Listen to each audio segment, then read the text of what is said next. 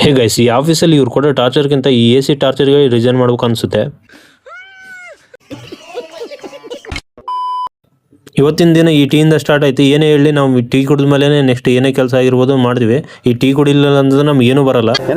ಅಂದ್ರೆ ಬರಲ್ಲ ಅಂತಂದ್ರೆ ಶಕ್ತಿ ಬರಲ್ಲ.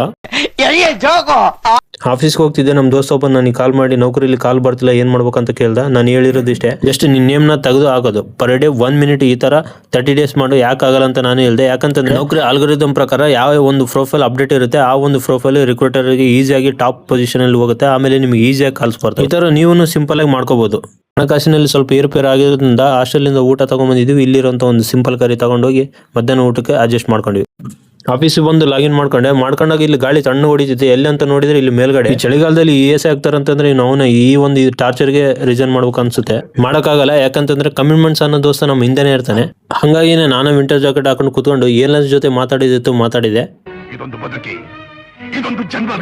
ನೀವಿನ್ನೂ ಲೈಕ್ ಮತ್ತೆ ಫಾಲೋ ಮಾಡಿದ್ರೆ ನೋಡ್ತಿದ್ರೆ ಫಾಲೋ ಮತ್ತೆ ಲೈಕ್ ಮಾಡಿ. ಆಮೇಲೆ ಈ ಒಂದು ಡೇನ ಈ ಒಂದು ಜಾಯಿಂಟ್ ವೀಲ್ ನೋಡ್ಕೊಂತ ಮುಗಿಸಿದೆ. ನೆಕ್ಸ್ಟ್ ವಿಡಿಯೋದಲ್ಲಿ ಸಿಗ್ತೀನಿ. Take care.